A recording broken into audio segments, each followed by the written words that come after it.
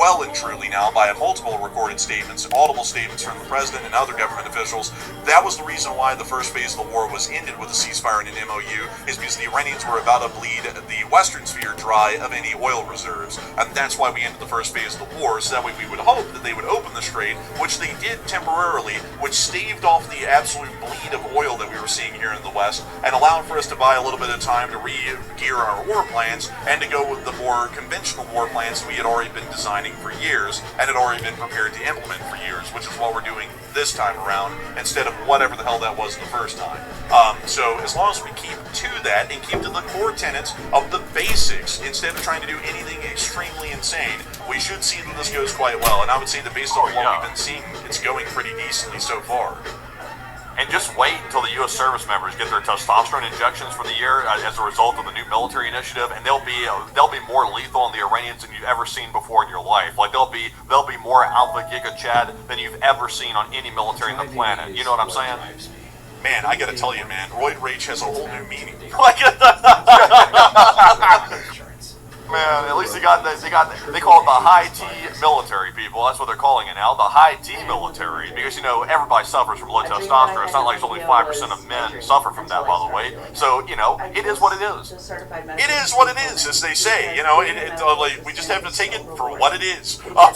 Gets out of that whole thing. It's time for us to get on out of the coastline area and start talking a little bit more about what the U.S. is doing right now on the governmental side, or more so the strategic decision-making end of the matter at hand. We have been able to hear that once again there was corroboration that they were taking out maritime and anti-ship capabilities of the Islamic Republic of Iran, and to give you all the direct quote as it was sorted in Reuters and the Wall Street Journal, a U.S. official stated, "The recent strikes against Iran are aimed at destroying military capabilities before more complex operations are carried out, aka the basics. This is what any novice in military planning or strategy would know to do, which is to go after their military capabilities before you do anything else. This isn't the movies, folks, and this isn't Hollywood. Knocking out the guy at the top doesn't do us any real good. You have to make sure to take out all of the henchmen, and then the guy at the top's basically helpless. That's how it really works. The president is leaning towards expanding operations in Iran days after receiving briefings from his advisors, and of course we've already covered what the operations being considered are in prior and also in the poll, but once again give you all the direct quote from U.S. officials, it is an anti-maritime and anti-ship campaign. Also, folks, I gotta say, put a little coin in the enforcers are right jar, especially in mind, because I was telling all y'all, I literally said it before the war, we have to deal with the Strait of Hormuz before anything else. Like, I was like the patron saint of the Strait of Hormuz before this war started, and when it started and they weren't dealing with that, I was like, they gotta deal with that. And everyone was like, oh, you're full of shit, the military officials know everything, the president knows way more than you, you're just some clown on YouTube. And now look at it. The first phase of the war ended, and they didn't achieve anything. And now they're having to implement the exact military plan in the exact wordage that I said it in the second phase. Now, I gotta say, I might be a YouTuber and I might just be yapping on YouTube, but you gotta admit, that coin needs to go in that jar right now. But moving us on from that, we also were able to hear that apparently a new wave of strikes was announced recently at 3 p.m. Eastern Time, according to CENTCOM. U.S. forces launched operations for a second wave of strikes today against Iran. The strikes are targeting Iranian military capabilities used to threaten vessels freely transiting through the Strait of Hormuz, an international waterway vital to global commerce. The U.S. military is holding Iran accountable at the Commander-in-Chief's direction, which is included in every post. And we also were able to hear something else. Now, I gotta say, folks, this is one, like, that both of us were saying. So, Matthew, you know what we're about to get into. Make sure to throw that poll up, if we have it on the Iranian Revolution side of things, because we're about to get into it, and y'all are about to hear another coin dip into the bottom of that enforcer's right jar. Yeah, I'm cooking it up literally right now. I'm cooking it up. Man, cook that thing up good, because this is going to take a little bit of a while to read. It's a little bit of a longer quote, but it's one that's incredibly important. Now, many of y'all will know, and I have to give y'all a little bit of a preface here before we get into actually reading the quote from the Vice President. Many of y'all will know that we also have been putting out analysis for months about the situation within the Islamic Republic of Iran internally about the possibility of a government overthrow. And we had stated that in January, when the massacre happened, where 40,000 Iranians were slaughtered at the hands of the Iranian government for protesting in the streets, that the U.S. had acted too lately and that the Iranian uprising was not going to be conducted again. Then when the Iran war started in its first phase, many people claimed, of which we never had proof for, that the United States had told them all to sit back and wait, and the U.S. government, via the great leader, would give them the order, and I'm being sarcastic with that for comedic effects, so don't want to take that personally, but via the orders of the great leader here in the United States, they were all going to rise up when they were given the order and overthrow the government. The problem with that is that we were watching the very beginning of the first phase of the war closely, and the U.S. did give that order for the Iranian people to rise up and take over control of their country and their government, and they never did. And many people told us that we were completely wrong on that, and that the Iranian people were more than ready to get up and overthrow the government, although they just watched 40,000 of their brethren get slaughtered in the streets trying to do that, and the U.S. never came to help then. They were just waiting, and they were getting ready to rise up at any moment. And we had said for months, and we're still saying now, that moment of opportunity had been lost because we did not react when we promised the Iranian people that we would if the Iranian government started to massacre them. Many tens of thousands were. The U.S. government didn't respond until a month and a half later, way after the incident, and embittering the Iranian population from what we can tell, and many people still wanted to say that we were completely wrong on that, and that was not the case. Now, with all that out of the way, I need to reach all this statement from the Vice President today, and I'm sure many of y'all will start to put together the dots that another coin needs to go in the enforcers were right jar. This is the statement from the Vice President today. If the Iranian people want to rise up and change their government, that's up to them. But we're not going to send 150,000 ground troops in order to accomplish a change in a regime unless the people on the ground themselves want to accomplish that outcome. Now, we're not going to send the troops in regardless. But to propose sending in the troops, you're basically saying that the U.S. military should do the job for the Iranian people. We're not in that business anymore. We're just not. Sounds to me like they're not willing to rise up because 40,000 of them got killed in early January, and the U.S. didn't respond for hill of beans for the next month and a half, and even when we did respond, we completely threw that aside and said it was about the nuclear issue, and it sounds to me like we kind of ran out our runway to see that the Iranian people would feel like they have the momentum or the support from the United States to actually attempt overthrowing the Iranian government. And so, once again, folks, you can hear that coin clicking at the bottom of that glass jar. We got that one correct, and it appears that they're now backtracking the whole thing of when we give the order, they're all going to rise up. Now they're saying that the Iranian people don't even really want to, and we're not even willing to help them because there's that little of follow-through or willpower in Iran to even do it anymore. And so a lot of people are talking about the situation in the poll. And Matthew, what are people thinking about that, and what are you thinking about that as well? And also make it clear, that's allegedly, according to the transcript, what the Vice President said right there in that post. So going off the alleged information that we're getting out of that post right there, because it does mention somebody specific, so I have to give that caveat there in case somebody mistranscribed something just by, a small, coincidence or something.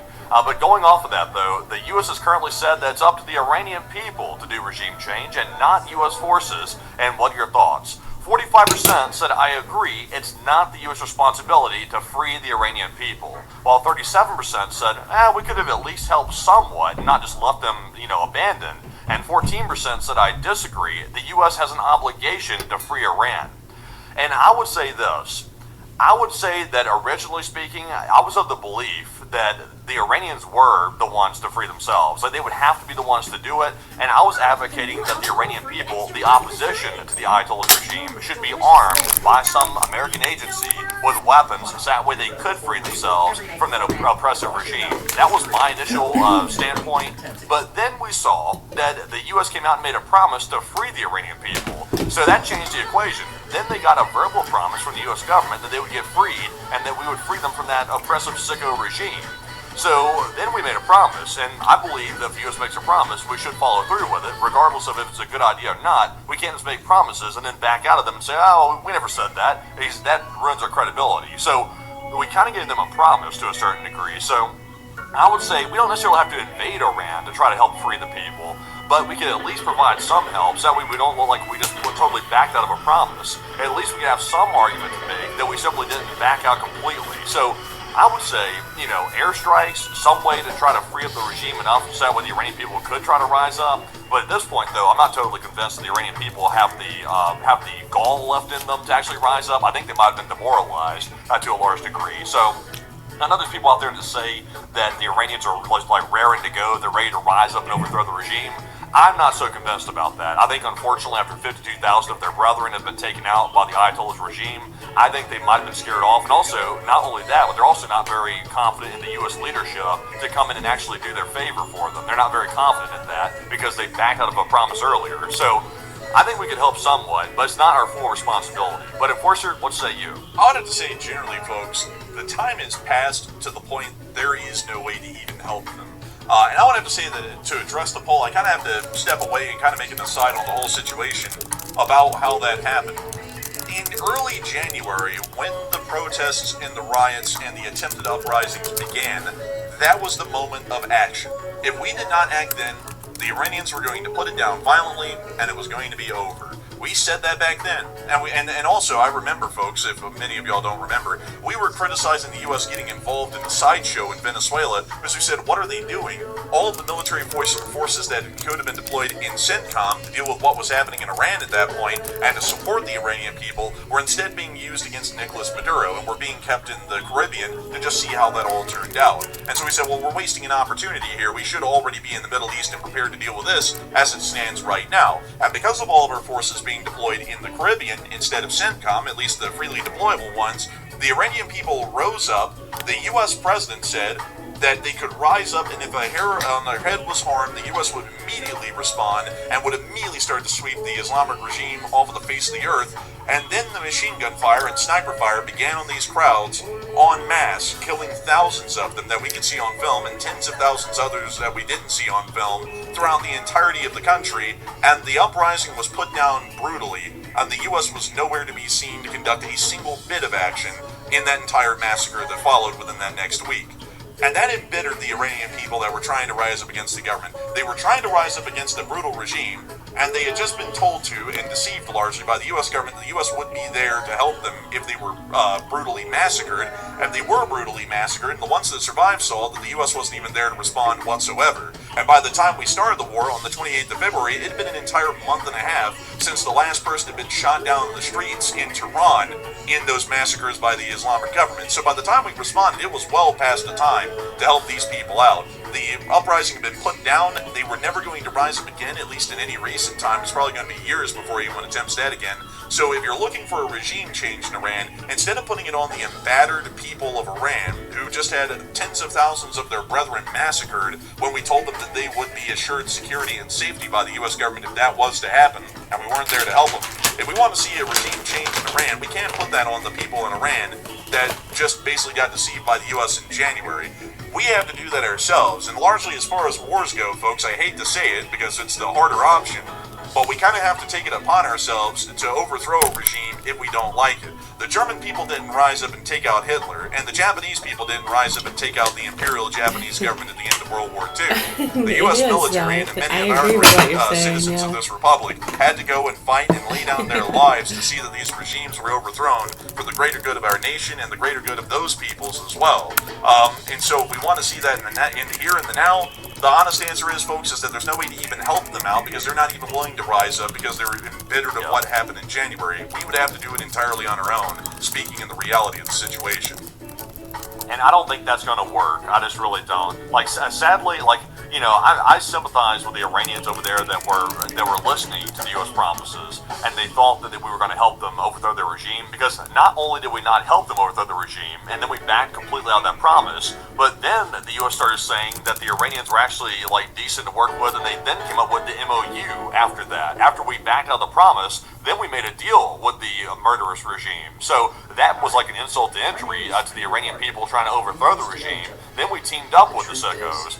So that was even worse. So I just don't know. I don't think the Iranian people that are the opposition inside of Iran, I don't think they have any trust whatsoever in the U.S. government in this situation. So I think any type of intervention is destined to fail that the U.S. tries to conduct to overthrow that regime, unless the Iranian people find it within them to somehow rise back up on their own accord, and maybe the U.S. can simply try to arm them with weapons. That way they have the ability to overthrow that regime. Then I think it might be a lost cause, unfortunately. I think the U.S. bungled that quite badly, and I just don't think it's going to work, sadly, from this point forward. I would say that their will has been broken from what happened in January. I don't really think there's a way we can rebuild that. Like, if we gave them weapons, it's an idle crowd we're giving them to. They're not going to do anything. They don't have any momentum anymore. The momentum they had mentally was crushed in January. I think that whole opportunity is gone and past. And I also have to say, folks, that it's a little bit insincere, by the way, just in my personal opinion, that we started off the war in the first phase saying that the Islamic regime was going to be overthrown and we were going to liberate the Iranian people, and now we're putting the entire burden and weight that we said we were going to take care of when we entered the war in February. Now we're putting the entire burden and weight of conducting that on the Iranian people themselves. So instead of, don't worry, liberation is coming sometime around and we're going to be the ones to do it this time, instead of what y'all did in January, which failed and led to many deaths, now we're once again telling them, y'all are all going to have to go out in the street and basically be slaughtered like lambs to see that the Iranian government might get overthrown again, and all of the onus and weight is going to be on all of you people again. And that's, I would have to say, folks, honestly, if Iranian people are hearing that in Iran, they're not going to be taking that all too well. I mean, like, if you're an Iranian, like, and I have to say, folks, it's very important for us to remember the opposition in Iran that would be Americans supporting and their position and put ourselves in their shoes. If we think about it from their point of view, some of them saw people literally get cut in two by machine gun fire in the streets months ago. And the U.S. was saying to them, and we know that they were emboldened by this, don't worry, get out there in the streets, take back your government, take back the country, it'll be fine, we'll be there to save y'all if y'all get attacked by the Iranian government. And they watched thousands of people, at least every person, a couple of people get killed in the streets at a minimum. And they're now sitting there at home and saw the U.S. start a war, and they said then, the U.S. government did, don't worry, we're going to liberate your country, the Islamic regime will be no more, there will be regime change, and y'all will be liberated and emancipated from the suppression that y'all live under. And now, months later, as we start the war again, look, we don't even care. These people are like half-ass people. They hardly even put in any real work. They're going to have to get off their lazy ass and go out there again and try and do this all over again. Otherwise, we're not helping them at all. And if you hear that kind of wordage coming out of the U.S. government, and you watched a couple of your friends and family get killed in the streets in these protests, and you're told, look, they need to get off their lazy ass and get to it again, that's going to make a lot of people very embittered to the point they wouldn't go out in the streets at all. Because basically the U.S. is like, get back out there, get mowed down again, and we might or might not help y'all. We don't even know. And also I see a few people saying, well, Matt, how about we get the Kurds to invade northern Iran, and the U.S. can simply give them air support, and they can play ball and then help us out on the ground with Iran. The problem is, like, it's a good idea. The problem is, though, the first time the U.S. sent weapons to the Kurds, allegedly, the Kurds took the weapons and then they didn't do anything. They didn't follow through with actually attacking Iran. So that was the first mess up with the Kurds. And also, we've gotten rumors over the last 2 months that the U.S. is trying to prod the Kurds to go attack again inside of Iran, but we haven't really seen them do anything. So that's quite concerning. We have seen the Iranians conduct non-stop airstrikes on the Kurdish territories. They're trying, I guess, to soften them up before they can possibly invade into Iran. But sadly, the Kurds have been burned as many times as the Iranian opposition by the U.S. leadership. The Kurds have an unfortunate history of getting burned left and right, and they're very familiar with that pattern of getting burned. So I think the Kurds are like, they have a relationship with the U.S., but they kind of also despise us at the same time. They're not really big fans of the United States, but they keep a good cordial relationship. But they'll backstab us, though, because we don't have a really good, relationship of trust with the Kurds, which is kind of understandable to a certain degree. But sadly, I don't think the Kurd situation is going to work out. Also, we're still on the heels. I mean, we're literally within still a half year of Jelani crushing the Kurdish SDF in northeastern Syria. Which, if y'all don't know, this is the reason why the Kurds have not been happy to do anything for us, is because, like, just to once again remind you all, I just explained to you all how we screwed over the Iranian people. The Kurds are a whole other story, and we screwed them over badly. Because during the whole Syrian civil war, there was this faction in northeastern Syria that existed north of the Euphrates called the Syrian Democratic Forces, which was a majority Kurdish group that was led in opposition against Bashar al-Assad's government in the civil war, and also fought heavily against ISIS and any of the other extremist groups that were involved in the civil war in any given year.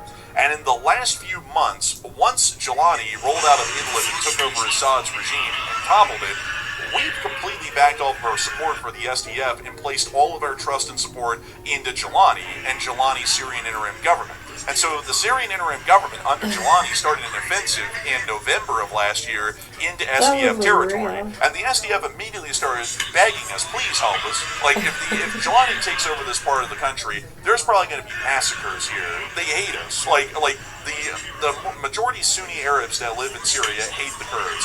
Please don't let them take over this place. They're going to start massacring us. And we already knew that that was the case because they had already started to massacre the Druze people and the Alawite Arabs on the coastline. So we knew that minorities like the Kurds were going to start getting slaughtered if Jelani's government took control of that area. And the U.S. told them, God, literally, no joke, this is what they said, God, what do you people want? Just shut up and let it happen. And so once the U.S. officials there quite literally almost said that word to them, the SDF government relayed back to the Kurds in northern Iraq, the U.S. just betrayed us and backstabbed us. They're going to let us all get massacred out here. And also, the Syrian interim government is releasing ISIS fighters out of the prisons we've been holding them in mass. Like, they're just returning back into the Syrian population. Don't trust the United States. They'll turn your back. They'll turn their back on you at any moment and backstab you. And so then the Iraqi Kurds went, oh, okay, so that's the score. That's what we're dealing with now in the current U.S. administration. So then when we gave them all the guns to give them over to the Iranians, they didn't give them over. They just kept them. And they also didn't conduct any ground invasion like was originally planned or anticipated from what we heard, because their brethren, their Kurdish brethren across the border in Syria, had just been screwed over by the U.S. just a couple of months ago. And so they weren't going to get involved in anything where they might get screwed over invading Iran, where the U.S. might not be there to support them and leave them high and dry as well. So that's kind of the reason why we believe the Kurds are not getting involved. And once again, sadly to say, at least in the here and now, that's also a burned bridge. Much like the Iranian people are not going to rise up, we probably wouldn't be able to count on the Kurds to invade Iran because they're currently in a bit of a sour point with our relationship with them. So we're kind of at an impasse to where if we want to do anything in the region, it kind of has to just be done by U.S. might and U.S. citizenry alone. If we can't count on that, we really can't count on anyone else because we burned all of our diplomatic bridges and willpower to where anyone else would do something on our behalf. Yeah, I would think so. Sadly, I think, and really, we need the support of the Iranian opposition. Like, the U.S. just can't go in there and try to overthrow the regime, and then nobody's there to fill that void. The U.S. can't fill that void. Like, we just simply can't. We can't go in there and like start a U.S. interim government. That's just not going to work under these circumstances, in my personal opinion. So, I think that Iranian regime might be here to stay. I think at this point, it's simply a matter of containment. Yeah, I would have to say I think it is mostly a policy of containment, because if the U.S. government sees that it's not politically viable and it would have a humongous amount of pushback to invade Iran and overthrow their regime, and there's really no one to fill in the position in the interim of being a legitimate government, and the Kurds aren't willing to invade because we burned that bridge with them, and the Iranians aren't willing to rise up because we also burned that bridge as well earlier on in the year, then we're kind of up the creek without a paddle. We have nobody to indirectly help us to do that that's willing to do that, and we're also not willing to do that. So at this point, all we can hope for is to stop the Iranians from blockading the Hormuz, destroy their nuclear capabilities, and then kind of just leave it at that. Because there's nothing really more that we can do, because nobody has the willpower to do anything further than those things, of which we certainly could do without much effort. So I hope that addresses the situation inside of Iran and how all that's going the best we can. And now it's time for us, folks, to move on to the other part of the Iran news, a little bit of a shorter segment, because Iranian hits have not been that voluminous today compared to the amount of U.S. hits on the coastline that the Iranians have been conducting against Gulf states and U.S. forces throughout the Middle East. And so, before we move on into that, I do have to say a humongous thanks to everybody who has been watching so far tonight. We've had 23,500 people here at the peak, and 105,000 people have watched this stream in the course of about an hour and 5 minutes. And I gotta say that we're entirely honored and greatly appreciative to know that so many of y'all continue to watch this channel each and every single day and consider it to be your primary source of news. We always try our best to get the best news out each and every single day, and I hope that once again our coverage, analysis, and also breakdowns of what's going on has hopefully been high end. We're about to be getting into the rest of it within the Middle East as far as the Iranian strikes and damage assessments that we have on those today, and also all of the major news out of Europe, of which there is much.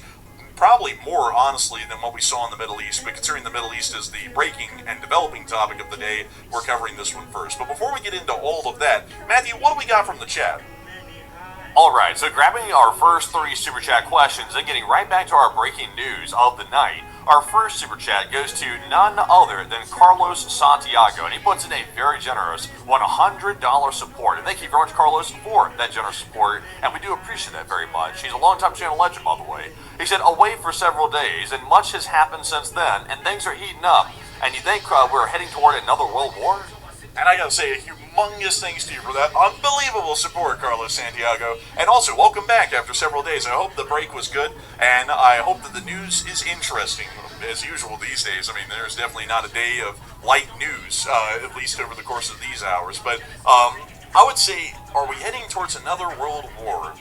It's a good question. I would definitely say that as far as the world is primed and conditioned right now, we're very close to being on the cusp of an outbreak of a world war. Right now, the best way to explain the world and the kind of, I guess you could say, situation we're in is like the pre-World War II years for the United States from about 1938 to 1941, or for the rest of the world, if we're speaking about when the World War started for everyone else in Europe. These are like the years of 1936 to 1939 that we're watching unfolding over about the entirety of this decade from 2020 to now. So I would say that we're very close to one. I mean, one could break out at just about any moment. The situation in Europe is very close to becoming a world war. The Middle East is going to remain a regional war, but could become a minor front in a world war if a world war does break out. And also China is still trying to gear up to be able to invade Taiwan, which could easily also turn into a world war as well between the United States and its allies and China and its allies, depending on how that would turn out. So I would say we're getting close, but we're not really there to where it's inevitably going to happen. You know, I heard an interesting analysis today from a different analyst I was listening to, and they were arguing that we could already be in a world war, and it's simply a new form of fighting a world war, and simply through proxies. And we could already be in it. It could be World War III now, and this is simply what it looks like in the modern day. Because if you think about it, Ukraine is basically a proxy for the United States to fight Russia, and Russia to fight the West, to fight NATO as a whole. And that's what that is. I mean, technically, Ukraine's in the middle of it, but Russia and the West is fighting each other right now through Ukraine. Also in Iran, China and Russia is fighting the West through that as well, specifically the United States. And that's been going on now, and it's heating up even worse. So we're wearing the hell out of Russia's military. We're wearing it down like as if we were in a war with them without firing a single shot directly into Russia.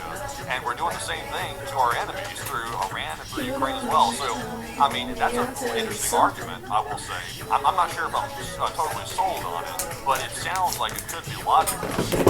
I don't know, like, people are trying to say this is a world war because we're fighting the wars via proxy. Isn't that really just the second Cold War then? Because that's what the Cold War was, is the Soviet Union and the U.S. going up against each other in conflicts around the globe by proxy.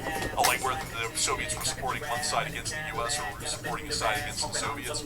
That would kind of be the same thing. And by that sort of a definition, the Cold War is actually the third World War, and this would be the fourth World War. And I would say, I don't really see it. I would say that if anything, like if this is how it's going to go for the next several decades, we've entered into a second Cold War. But I wouldn't say that it's a world war. I would say a world war would still have its You want do it? I need to put more in the freezer, or there's still a bunch of that? There's still enough. rather than proxy battles. No, I grabbed one. But during the Cold War, we didn't really have you like tried the all green the war ones here yet? during the Cold War. Nope. There's two kinds of Well, green. there wasn't a war in Europe, but I mean, there was I think one is lime and one is pineapple, but they both look green. One looks light green. There was not really conflicts in Europe per se, but there were significant stand-downs and also looks so cool and revolutions that were refreshing. conducted in satellite states in the Soviet Union, like the Hungarian and Czechoslovakian revolutions in the 50s.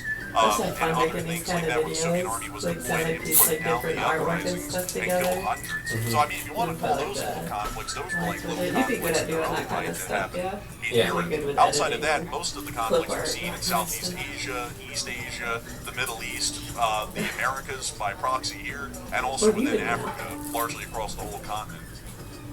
I would personally say, I know you were like on I your said earlier, computer, I'm not but totally would you sold like on the playing idea that we're YouTube? technically Any in cool World War games? III right now, because I would still say that World Kinda War just the III, the actual basics. start of it, would be a direct attack on NATO by Russia. Like, for example, just when Russia watching attacks the YouTube. Baltics directly, and they announce that they're Anything actually good? aggressing against the Baltics with an intent behind it. That would be definitely World War III under that scenario. Yeah. Also, if China invaded Taiwan and the US came to Taiwan's rescue, that's World War III as well. So I would say it's more like a pre-game to like World War III. Essentially, what we're in right now is basically like the preliminary stage of it, and it's starting with proxy wars. And that's what it's starting with. And there's no sign of the proxy wars winding down. Like the Iran thing is kicking off, and it's not stopping. Also, there's no end in sight to it. Not to mention the Ukraine-Russia situation. It looks like Russia could end up collapsing from the situation, which could either trigger a regime change in Russia, or it could trigger Russia to go absolutely berserk and attack NATO or nuke possibly Ukraine. We're not really sure yet. So I feel like we're one bad decision away from it going really hot and it really turning into World War III, but we're kind of like pre-gaming it right now.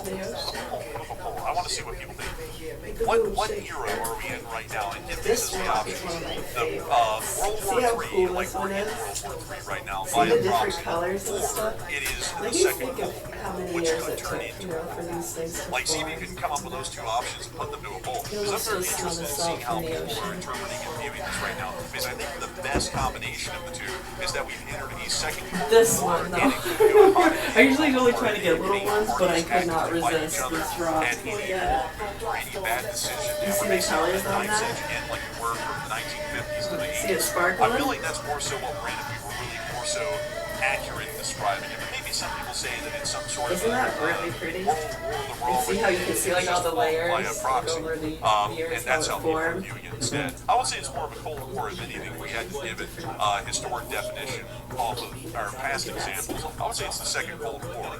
Hopefully we'll get this poll up soon and we'll be able to get some votes on it because I think this is a very interesting question of the public opinion, really, to see what all of y'all are thinking or interpreting our situation to be in this era. But with that in mind, I thank you massively for the incredible support from our city. Your super chat actually inspired probably a really interesting poll right there. And with that, we are on to the next.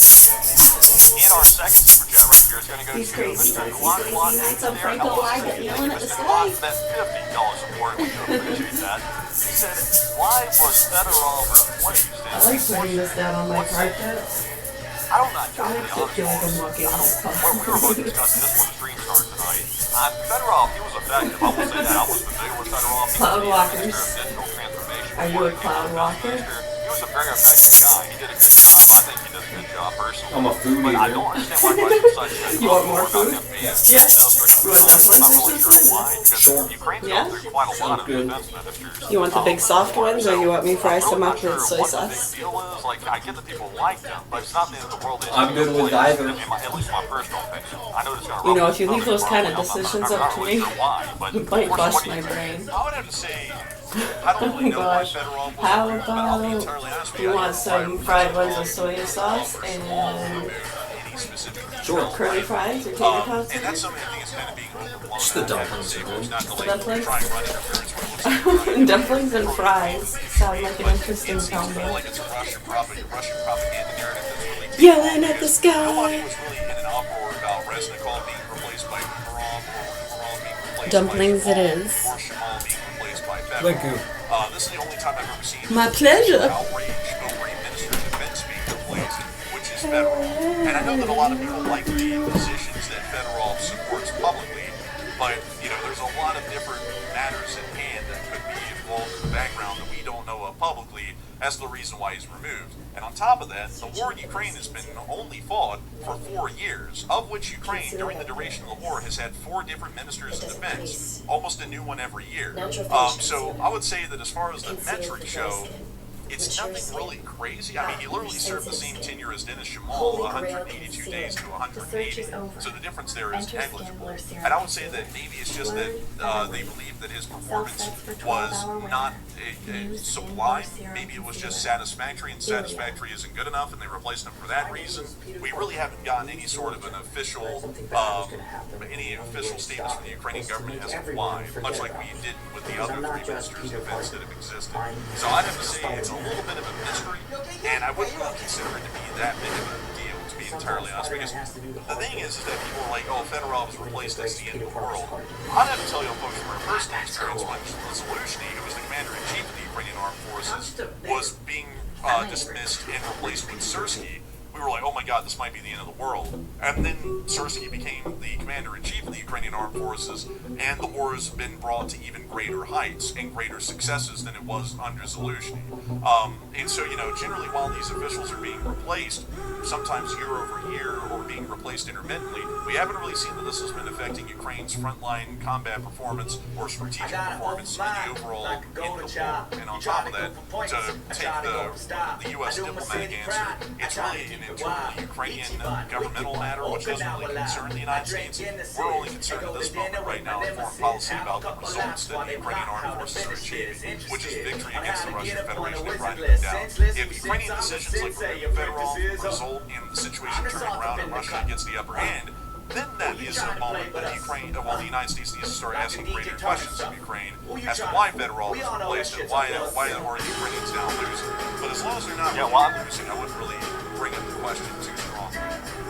Well, I'd be curious, like the people that are very much offended that Fedorov resigned or he was removed or whichever one it was, like just tell us in the chat why people are so upset. Because I'm genuinely curious why people are so upset about it, because I just don't know why. Like, I really don't. I get that people liked him, but people are acting like it's the end of the world that Fedorov got replaced. So I've seen a lot of pro-Ukraine voices like going berserk about it. It's like, you know, I generally do Fedorov's background and stuff like that. He wasn't that irreplaceable. It's not like somebody else can't fill his position. Like, obviously, you know, he was effective. He did a good job. He should get his kudos for that. But it's nothing to, like, you know, go berserk about. Yeah, I mean, you know, like, I didn't really see anyone going berserk about any U.S. generals being dismissed and replaced here in the United States recently, because, you know, they're replacing people, you know, so, like, just to give that example, because there was literally, like, a purge that's been done over this past year in the military's upper echelons, so many of them have been removed and replaced. It's unprecedented in U.S. history. I would say that generally, as long as the Ukrainians are succeeding in the conflict, it doesn't really matter extremely to be like, oh, what's happening here, because they've had 4 ministers of defense and they've only been in war for 4 years, so they're averaging a new one every year. Federal is the one that was in and now out. So I hope that does address that the best I can, at least in my opinion, because I'll have to say, folks, I learned from the Saluzhny incident where we came up with a huge uproar about, oh my god, it's ridiculous to replace Saluzhny. The Ukrainians could lose the war if they replaced Saluzhny, and then they replaced him with Syrskyi, and the Ukrainians started doing even better. That kind of led me to believe, well, you know, don't get attached to particular people within the Ukrainian government. They might need to be replaced for efficiency reasons, or there might be other underlying reasons as to why they're being replaced. But still, a big thanks to your support. How much channel keep running? I hope that does address that well. And with that, we are on to the last question of the segment, and then we're going to be moving on into the rest of the news for the night. All right, so the last question of this segment is going to go to Coyote Maine. And thank you, Coyote, for that $50 support. We do appreciate it very much. He said, thank you both, and LTLSA, and take one from the chat. And a big thanks to your support, and long live the Lee Spring Army. And I gotta say, a big thanks to you, Coyote Maine, for the incredible support. Help this channel to keep it running. And we will make sure to take one from the live chat. So, Matthew, what do we got? All right, so the live chat question here for Coyote Maine is going to go to none other than, let's see here, it's going to go to Frozen Fire, who said, why does Belarus seem to help Russia when clearly Europe is better financially to trade with them? Well, the reason why is because Belarus exists as a dictatorial governmental form, and the European Union is strongly opposed to that and demands free and fair elections, and for Lukashenko to step down from his governmental control and authority in the country, which Lukashenko, of course, refuses to do. So it largely cuts Belarus out of being able to enter the European Union and trade with the Europeans in a significant way. On the other hand, the Russian Federation is a dictatorship that supports other dictatorships, and so they find that they have much more political support inside of Russia for a dictatorship in Belarus than they do in Europe, which is incredibly hostile to the notion. So that's why Belarus trades heavily with the Russian Federation. It's a safe option. If they trade with the Europeans will demand a whole bunch of diplomatic reforms, and Lukashenko's gone. And as far as Belarus exists right now, it's Lukashenko's toy for the larger part. The Russians, on the other hand, don't care if he's a dictator. They just care that he's a stable ally and he can do whatever he wants. He can remain a dictator until he dies. So that's why Belarus is aligned with the Russian Federation. And that's also why they have greater trade relations with Russia by far than anyone else, is because they allow for the dictatorship in Belarus to survive. So I hope that does address that well. Great question, by the way, and that's actually the simple answer to it all, is that, yeah, they would make a lot more money in Belarus and be far more successful in Europe, but that would end the dictatorship, and the dictatorship will not be ended in Belarus under any circumstances as long as Lukashenko has a say. So a huge thanks to you so much once again for sponsoring the live chat, Coyote Maine, and a huge thanks to you as well for helping this channel to keep on running. And with that in mind, folks, it's now time for us to move on into the rest of our news for the night. But before we do, we have the poll that many people have been waiting for. Is the situation right now that we're in a Cold War or the prelude to a World War, or are we in a World War via the proxy wars? And Matthew, what are people thinking about that? And what are you thinking about that as well? Alright, so it looks like the majority of the people, about 64% of the audience, said we are not in World War III right now, and it's simply a pre-World War III stage that we're currently experiencing at the moment. While only 26% of the audience said we are in World War III, and the proxy wars are the way that World War III is going to be fought, and is being fought. So I'm with the 64%. I think we're in a pre-war World War III scenario. I think we're currently in that now, and one wrong move by either Russia or China is going to send us over that edge right into World War III. So that's my current assessment. I will say though, the analysis and the theory that the proxy wars are essentially World War III, it's not necessarily wrong, but it's not totally accurate. Because I think historians will look back and say if this does turn into a hot war, World War III, they'll probably look back and say that the proxy wars were the start of World War III. They'll probably say that in hindsight, but right now we really can't say that. We know certainly that it's going to go hot between Russia, China, and NATO. But Enforcer, what say you? I would say that I'm definitely within the 64%. I would say that this is either a second Cold War or we're in the prelude to a third World War. It kind of depends on the duration. If these proxy wars went on for decades in multiple different wars in multiple different areas of the world and it never kicked off into a full-blown World War, then that would be the second Cold War, and it would largely be the U.S. and China going up against each other by proxy everywhere around the world. That's generally how the second Cold War would exist. However, considering this has only lasted a few years, and if a World War did break out within the next year or two, we can say that this isn't really a Cold War that we went through here. This is more so just a build-up and prelude to the Third World War, as it's a far shorter duration, much like we saw with the lead-up to the Second World War. So I'd say that it really depends on duration, but also I would say that a World War requires for the major powers to directly engage in combat themselves against each other, rather than fighting each other by proxy in satellite states or allied nations around the entirety of the world. That's what I really believe is the definition of a World War, and that's why I would say this doesn't really meet the definition of that at the moment. But with that, it is time for us to move on into the rest of our news from around the entirety of the world, including the little bits left that we have within the Middle East. To get you a little bit of a bonus point, Lebanon, a big gas tanker exploded within the town of Carmel within northern Lebanon. See here. I don't know why it just did that. It wasn't even involved in an airstrike. And outside of that, we also were able to see the Islamic Republic of Iran getting us into Iran's actual strikes against the U.S. and Gulf states today, conducted a strike against the Kurdish forces within northern Iraq. Eyewitness reports reported that Sultania was hit by some strikes from Shahad one-way drones, and we also were able to see that around the city of Erbil, U.S. air defenses were firing and attempting to shoot down the incoming drones and missiles that were being targeted towards the city and the airfield.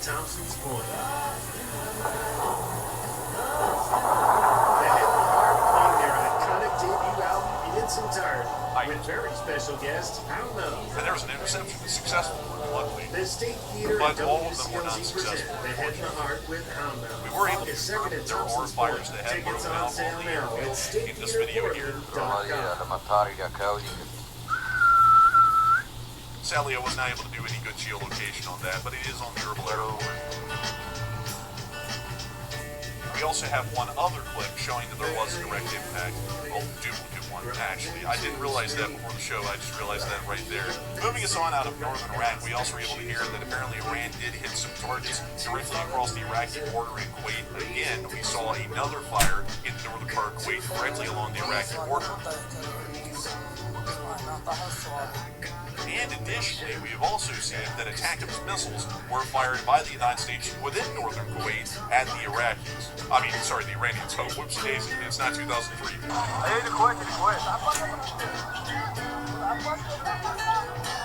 goes one of them. And we also were able to see a fire here as well. You see, we have to remember, people, that the brutal and unjustified invasion of Iraq, Ukraine. The enemy never stops thinking about ways to hurt our people, and neither do we. Oh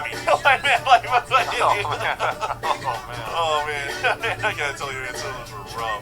We also were able to hear a confirmation that Bahrain and Kuwait were under attack throughout the course of the day, and they seem to be the #1 prime targets that the Iranians were trying to hit. We also were able to get some brief information out of Bahrain. The Ministry of the Interior did put out warnings that the country was under attack again, and we also were able to see interceptors working overhead in the city of Manama. Listen to that boom. There it is.